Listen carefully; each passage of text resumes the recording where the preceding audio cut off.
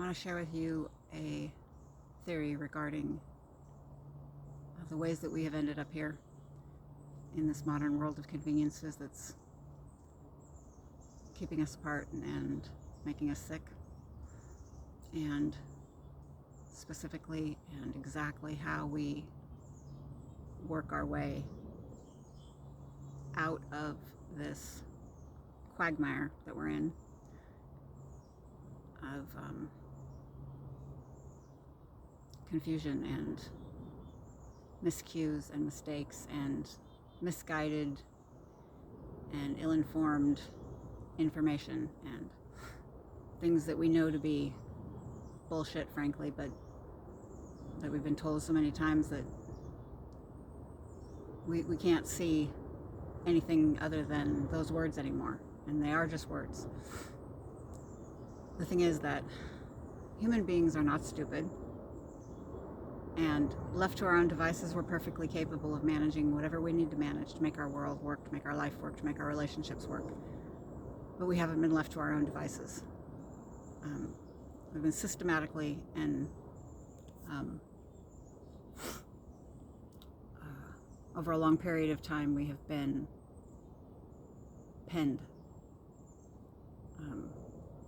corralled, basically, because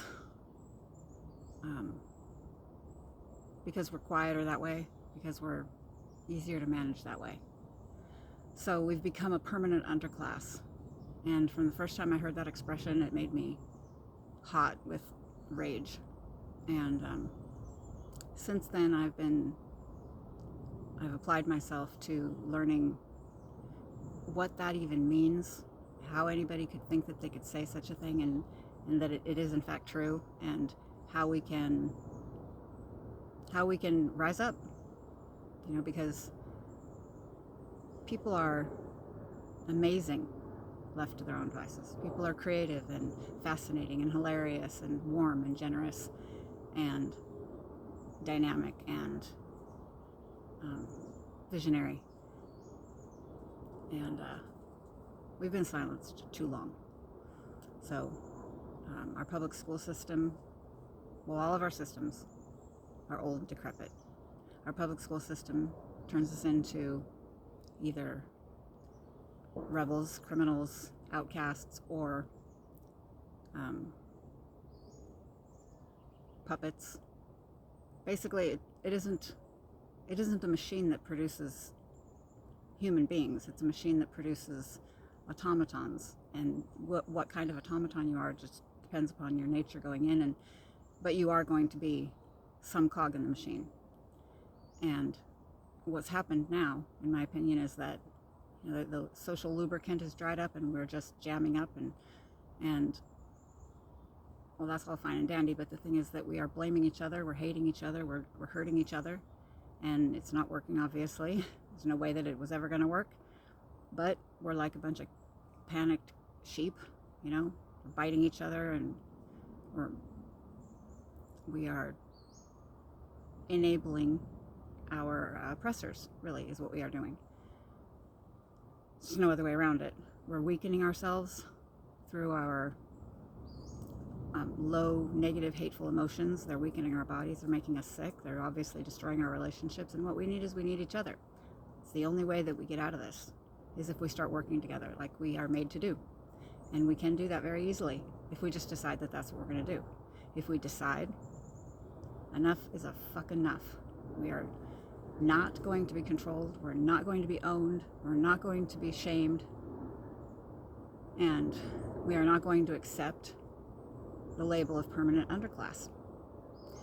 So there are a lot of words, there are a lot of people talking, very few solutions that I've heard. I've studied this literally nonstop for 4 years, since the day that I really realized how corrupt our world is. I've been raising kids for 35 years, and I'll be honest, I was clueless. I think a lot of people are clueless.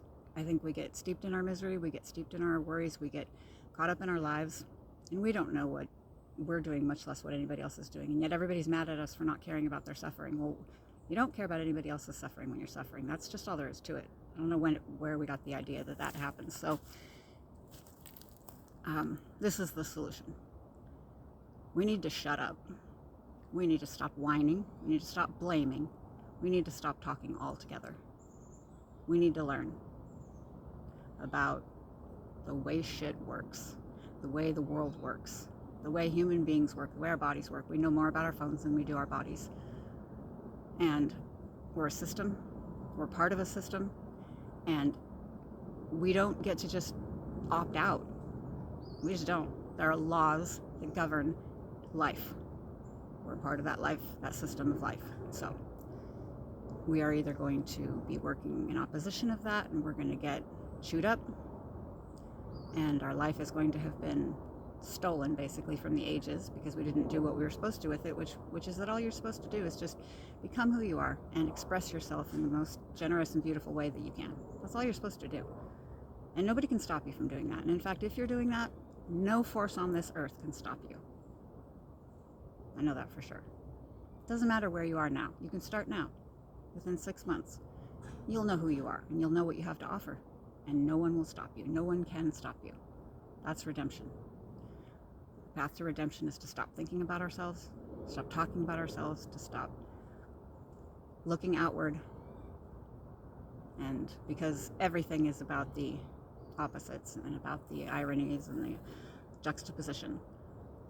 Stop talking about ourselves and thinking about ourselves, but go inward and just get quiet and figure out where you fell down, where you started to fail to be noble and kind and generous and good.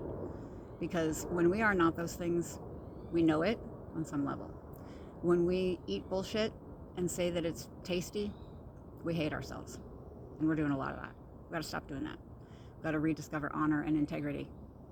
And that's the path to self-worth. And once you have self-worth, you can do anything. And you will not allow corruption to exist wherever you see it. You will do something about it. And the thing is, we will all see a different form of corruption. We will all see a different part of the puzzle. And we will, each of us individually, as we're able, we will address what we see. And we will make it better. Little by little by little by little. It won't even take that long. In 6 months, we could wake up in a different world. I know that because I did. I was literally at death's door. I didn't want to live anymore. I hated my life. I hated everything because I was not being myself. I didn't even know who myself was. I stopped doing stupid shit. I stopped lying. And within 6 months, my life was completely changed, although it didn't look any different from the outside. 4 years later, I am literally thrilled every day just to be alive. I'm literally blown away by the gift of life every day. And the biggest reason why is because of the generosity of nature and the beauty of humanity, human beings. Not loved ones per se, because, the way we think of it, but because I fell in love with everybody.